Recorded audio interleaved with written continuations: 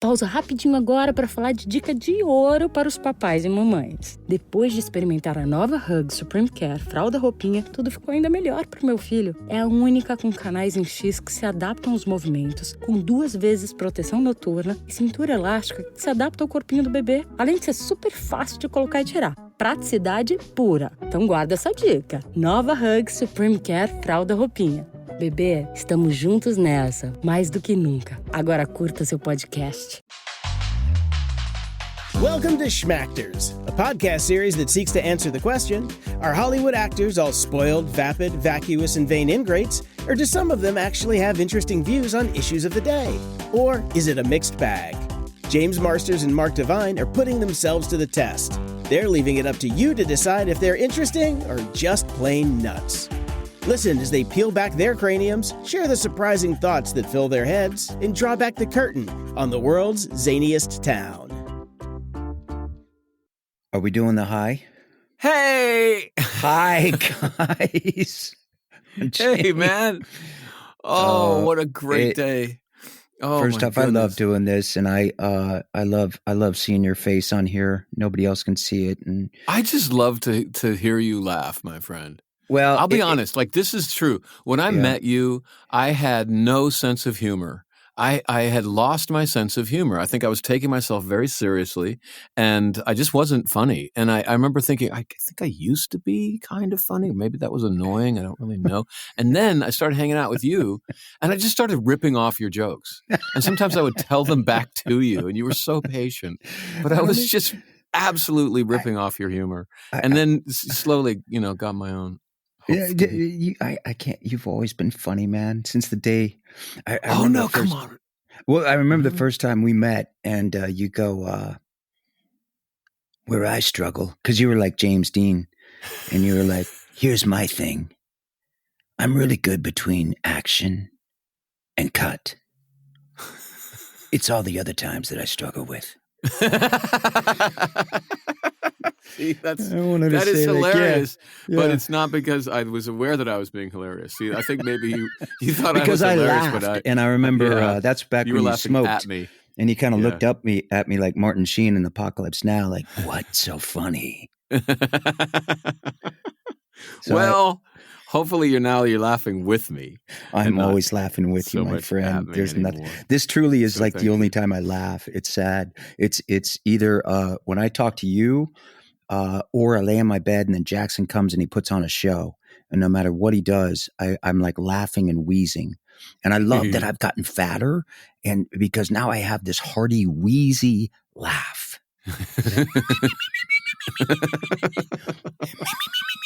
He lives for that laugh. I make my dad laugh. Okay, let's get into it, man. Let's do it. I can't wait. Okay, I feel let's hear funny. the questions. Good. Anna from Long Point, Illinois would like to know, should society allow billionaires to exist, or should we have a cap on individual wealth? I mean, yeah, of course. But not everybody's going to be like, the guy that invented Microsoft that does really good stuff, because I always wonder, like, how much money do you really need? But let me hear I'm sure you've read some data on this. I don't know. Well, I just remember when I was young, there was a tax incentive where if you made more than a certain amount of money, you got taxed like crazy, and there weren't so many loopholes, and it got up to like 70%. In England, it was even more, and the Beatles even wrote a song. A tax man is all about this. Like they were poor, and then they made so much money, but they were above this amount, and the government was taking like 80% of the money that they were making. Wow. And they were really angry about that because they said, we're artists. We haven't made this our whole lives. But I think that that's good. I think that if you can de-incentivize people to try to make all that money, maybe you'd find that in corporations, they would just give people raises instead of paying it to the tax people, or they would put the money into research and development rather than just making sure that they make their own money and get their own bonuses and get super, super duper wealthy. I think it's a good idea.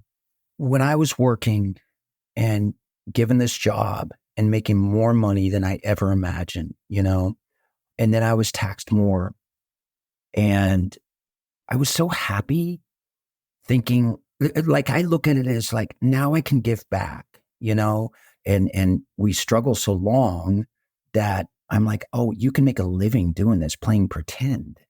And so this money would come in, and I was just grateful because I didn't come from a lot of money like you, James, And so I was like, from money.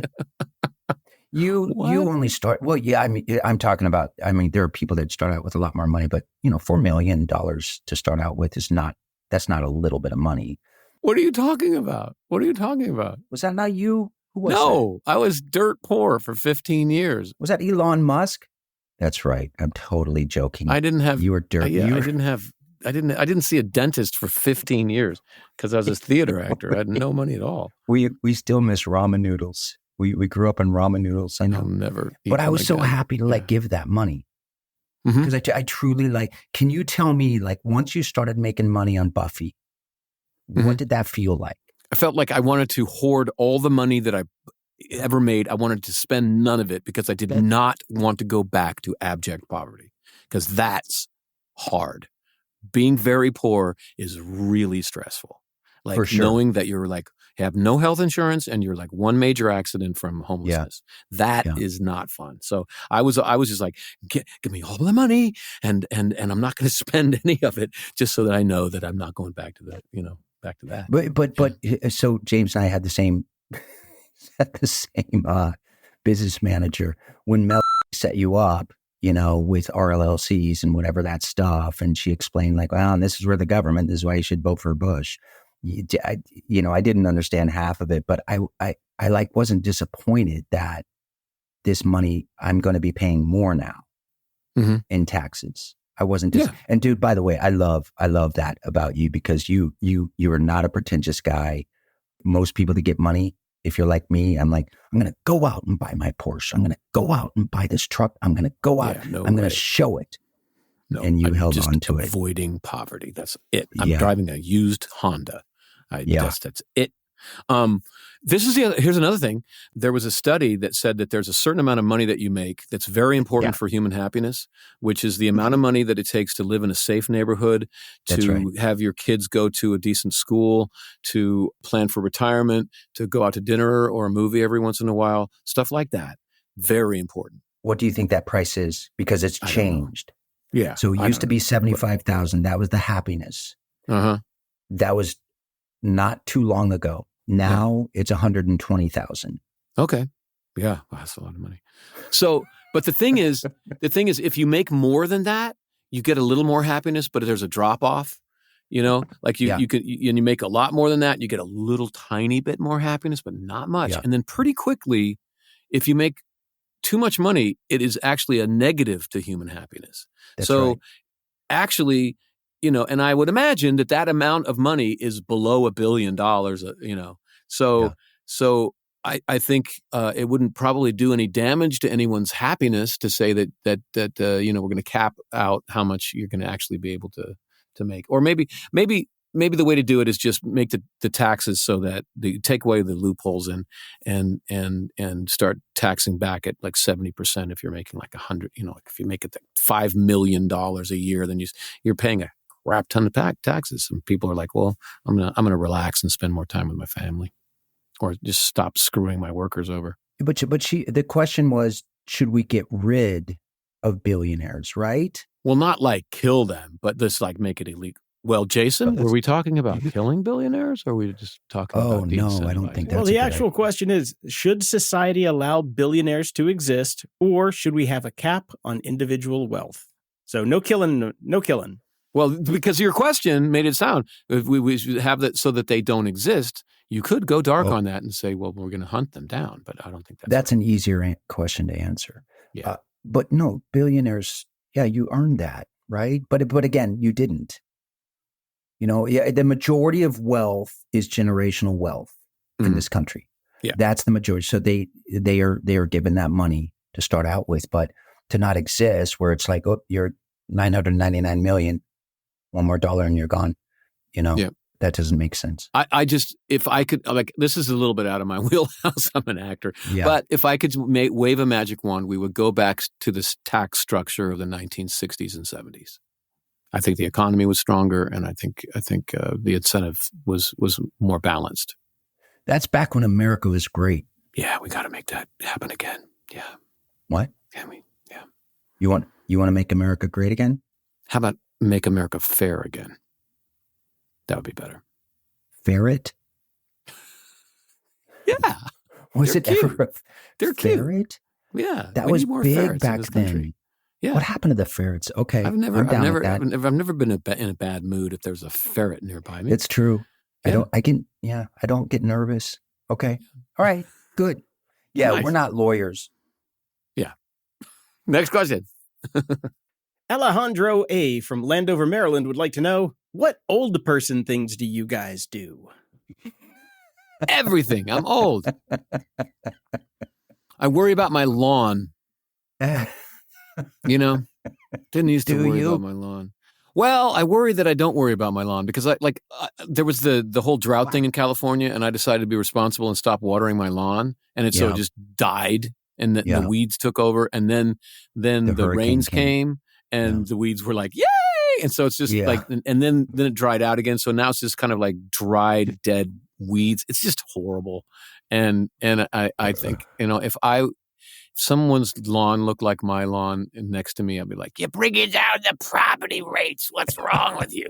And so I worry that I'm that guy now who has the horrible, spooky house because I was trying to be right. Yeah. Are you a member of AARP? Because they keep giving me, they keep sending me stuff. That's the thing. If they mail you stuff, are you already a member? Do you have to join? You got to join, but I'm like, I'm so offended because I started getting it like 50. And I'm like, so I'm on somebody's radar, and I'm like, God damn, why do I keep getting these? What does it even stand for? AARP. The Associated Advancement of Old People. That's our matchup? I don't know. Retired people. Well, see, then that's the not American me. Advancement of Retired People. Okay, which means advance, get them to death. Okay, so move them on to until death. you die, we'll give you movie tickets. We'll give you right. Well, because there's discounts at Panera's. Good. They make a good sandwich, I will say. There's discounts on pigeon feed. And I couldn't figure out what that was, but there's nothing lovelier, I find, than sitting on a park bench feeding the pigeons by yourself. You know what? I was feeding birds in my backyard for a while, and they were just crapping on everything. And I was like, okay, I can live with that. It's worth it because the birds are pretty. And then they were just spilling seed out of the bird feeder, just like all over the place. And I was having to clean it up. And like within 15 minutes, they'd come back and just gorge and just all over again. So then I put it in like a little, those water baths for birds, I put it in one of those, but then the squirrels came and ate that. And then the squirrels started burrowing underneath my concrete. And I was like, okay, you've ruined it for everybody. Animals are just so immature. Everything they just don't was think just ahead. answered in the passion in that, because 20-year-old James could give a damn, but the emotion behind that of the squirrels and the birds, and I can see you just watching them and getting angry at the guy down the street with and like pumping my. Oh, there's another one. My exercise is a reclining bike. It's not even a normal stationary bike. It's the reclined one where you kind of lay back. Only old people really care about that one. And I'm on my reclining bike looking out at the squirrels going, damn you squirrels. That's. Everything is old now. Well, what happens is you just lose that energy. I don't have that natural energy, but what's great for people that aren't old is you get this amazing amount of wisdom going through like a lot of tough stuff as a kid, right? And your ego's insane. And then all of a sudden you kind of start settling into yourself and you're full of all this wisdom that you want to share, but nobody wants to listen to you. And then I realize also I'm out of touch with stuff. Yep. I'm out of touch with technology and everything's old hat. Yeah. Like being like really, really upset that there is an update for my phone. No, I'm going to have to figure out all the new things. No, I just figured them out. Right. No. And then just realizing I'm not even going to figure it out this time because in 3 months, they're going to change it again. And I'm just going to save myself the time. And you do that enough and you can't even use your phone anymore. That's right. Yeah. It stops working. It's brilliant. I'll leave it at that. Everything they need to know is just in that emotion. They just nailed it. Perfect. Yep. Pretty much my whole life is old guy stuff. Yep. Pausa rapidinho agora para falar de dica de ouro para os papais e mamães. Depois de experimentar a nova Hug Supreme Care, fralda roupinha, tudo ficou ainda melhor para o meu filho. É a única com canais em X que se adaptam aos movimentos, com 2 vezes proteção noturna e cintura elástica que se adapta ao corpinho do bebê, além de ser super fácil de colocar e tirar. Praticidade pura. Então guarda essa dica. Nova Hug Supreme Care fralda roupinha. Bebê, estamos juntos nessa, mais do que nunca. Agora curta seu podcast. Interrompemos esse podcast para perguntar: quem você quer ser? Designer, engenheira, pedagoga, administrador. Quer saber? O Senac EAD é nota máxima no MEC. Tem cursos de diversas áreas, com conteúdo elaborado por especialistas do mercado e professores mestres e doutores. Ainda tem o Senac Carreiras, conectando estudantes a vagas de emprego em todo o país. Saiba mais em ead.senac.br/graduação. Raymond from Charlotte wants to know, have you ever spent a night in jail? No. Nope, I have not. Tell the truth. I know. I'm not trying to be honest here. How'd you get out of not going to jail? I ran a lot. Well, especially when I was a teenager. We would try to catch a cop. When I was living in Marin County, we would go and do something that would get the cops' attention. Like our favorite thing to do was to go to Denny's with fake blood and do a fake stabbing right near the window of people eating at Denny's and like smear the blood. If they didn't notice quickly enough, we would smear the blood on the outside like that. And then, they freak out and then we run away and the cops would come chase us. And then we would get into the hills and it would be very easy to lose policemen in the hills around there. Right. Yeah. And but the one time though, we stumbled upon a marijuana farm back when it was illegal, and so we were running for the cops, and then 13-year-olds discover like a field of marijuana. It's like, oh my god! And we almost thought about taking some, and then we heard this like this door open, like, and these dogs like attacked. These attack dogs came running after, and we're just like running down pell-mell down, like, oh no, police, help us!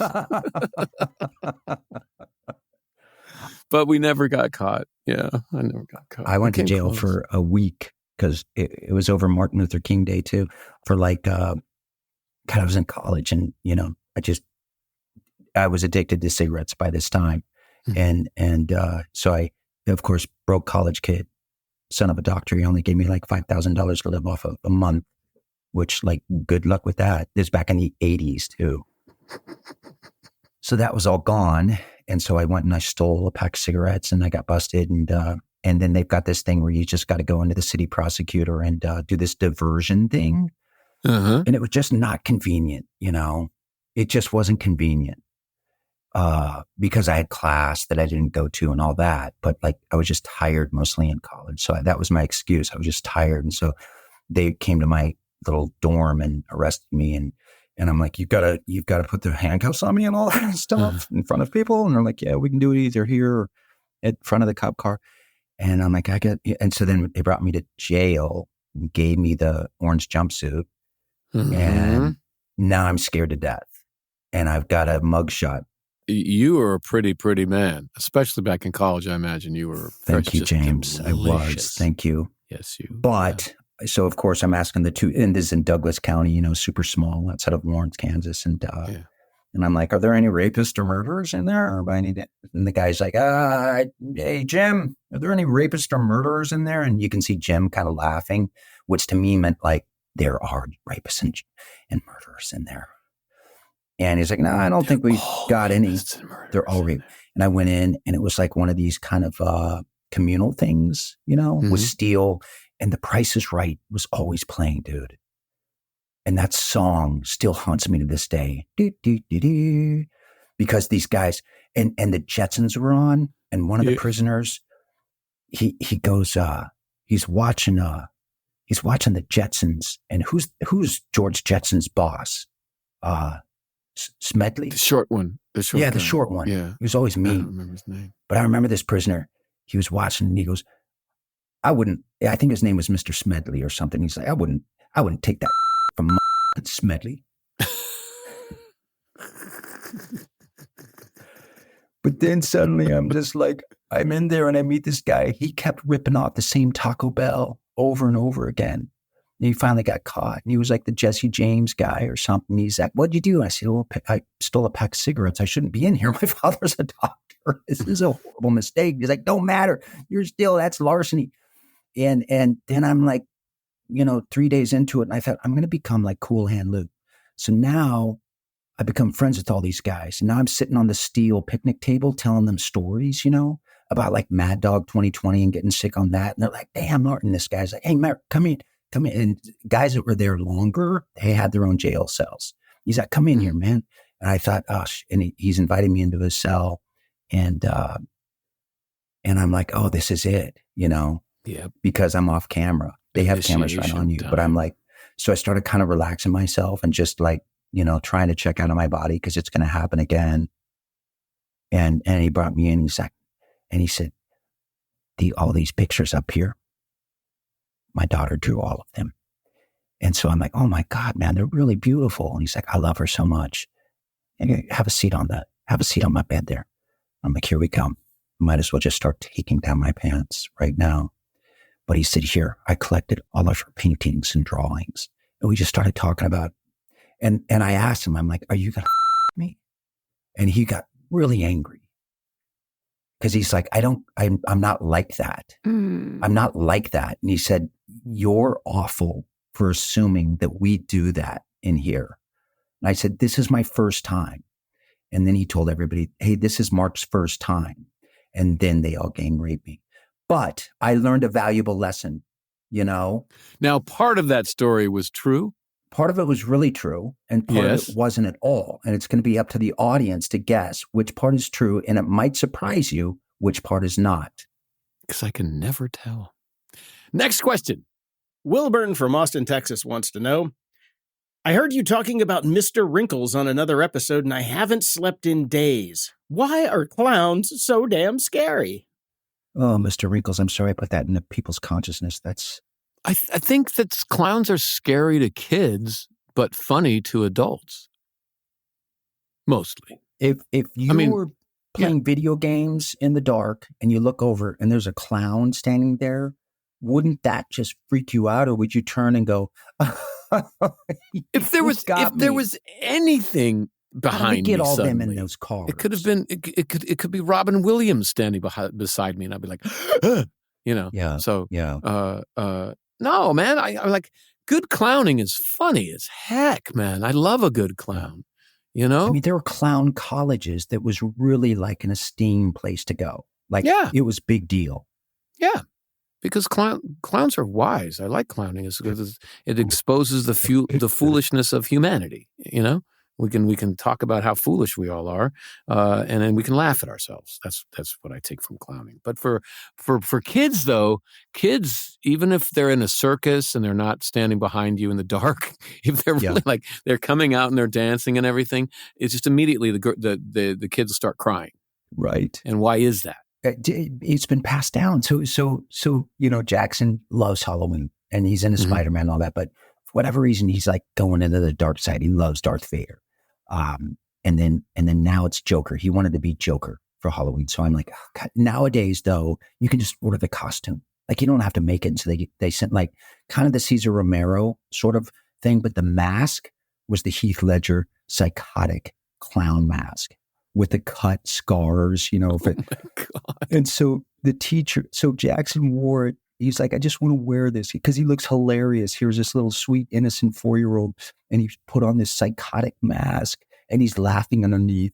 And he wanted to bring it to his school. So I said, okay, that's fine. Because I'm just like, whatever you want to do. All right, let's go. And then we go in and they wrote a message to all the parents that kids can wear their costumes, but no clown masks. Mm-hmm. And so clown, and I'm thinking that's not a clown. It's a character. It's a scary character, like Ronald McDonald. That's a clown. You know, that's a clown. Well, Mr. Wrinkles is horrible. Yeah, I think. Okay, this is my theory: is that the clown, it's the white face that scares the kids, because the only human face that's white like that is a dead body. And there was a decision made to make clowns look like dead bodies, because it is death that makes all of our rushing around and being self-important and not, stopping to smell the roses, so to speak. Death makes all of that kind of ridiculous. And that's the point of clowning. Interesting. Is to show the ridiculousness of human behavior, because, death is going to wipe all that away anyway. And clowns that are rushing around trying to go to work, that's all funny. Yeah. But you don't have like clowns stopping and enjoying each other's company and stuff. They're always like not appreciating what's important because they're too busy rushing around and panicking all the time. Didn't John Wayne Gacy paint clowns? I don't even know who John Wayne Gacy. What? Hello? Who is that? Hi. John Did he Wayne kill Gacy? somebody? He sounds like the name that he killed Jason, somebody. Do you know John Wayne Gacy? Of course I do. He was a child murderer. He had 15 kids under his porch, I believe, in suburban Chicago. Hello, You James. were clicking there, Jason. I heard clicking. You were Googling that. I was not caught clicking you. that. I heard a click. He's one of the greatest murderers in our history. That was one of the things you could do in the summer in Chicago, is go around to yard sales and find his clown paintings. Yes. That was a thing. God. That was a thing. So it was like making up for his horror of what he did. Of these, who was it? Red Skelton that also, and Red Skelton was a really good guy. I don't know. I don't want to lump in that, but I just got to come back here because I think that the clown that puts the lie to my theory actually is Ronald McDonald. Yeah. If kids were just naturally terrified of Ronald McDonald and he has white face, then they wouldn't have picked him to be the mascot. It wouldn't have worked, getting the kids to come in and, eat the junk food. As it's evolved, they don't show Ronald McDonald. You don't see anything of Ronald McDonald anymore. And why is that? Because it's evolved to this horrifying, also the great documentary on McDonald's, where it just shows a fat Ronald McDonald. Oh, Super Size Me. Yeah. And he's like a drug pusher. Come on, kids, eat my burgers. Yeah. And so maybe that's why you don't see Ronald McDonald. They don't show him anymore. You don't see any clowns, I think. Okay. Anywhere except for it. Well, that's why I love clowning, is because I think it's very wise. And I think that kids just haven't faced death yet. And we have. And we've gotten comfortable with death. And so we can kind of laugh at ourselves. I'm going to show him some old clown shows because we grew up with Barnum and Bailey. You remember, like in the Bozo. 70s. Don't forget Bozo. Yeah. Oh, dude. Always watch Bozo. Always watch Bozo because all those kids, they got so many gifts. So many prizes. It was amazing. That was filmed out of Chicago. Wait a minute. Okay. Well, if I'm wrong, then there's something else going on, because I really do. I mean, is the premise even true? Are kids naturally afraid of clowns and adults are not so afraid of them? We don't know the data on that, but okay, the way they've been perceived now is horrifying. Okay. That's a fact. Woo! Wow. Okay. You know what just happened? I was trying to think of something funny to say, to say goodbye to the audience, and I just got just mind blown fart. As you tell me, if you can act sincere, once you have them fooled with being sincere, you're good to go. And so we can just tell people, if we tell them laughing. that we're funny, if we just keep telling them that we're funny, then maybe they'll believe it, is what you're saying. Whatever that thing might be growing on your body, it's okay. Whatever is in your head, that's okay. Yeah. By the way, they just discovered a frog in the Amazon, and there's a mushroom coming out of the bunghole. Oh, God. I'm not even kidding. Go on. I don't know what that is. They have not scientifically figured out what is going on there. touch the mushroom. Go look it up. Google it. It's real. It's not fake.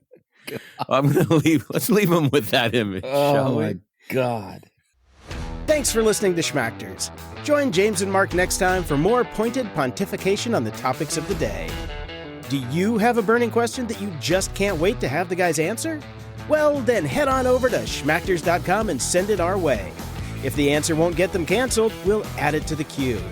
And if you have a friend who you think would enjoy the show, use the share button in your podcast player and send it to them directly. Trust me, it'll make their day. Signing off for James and Mark, this is producer Jason. Until we meet again.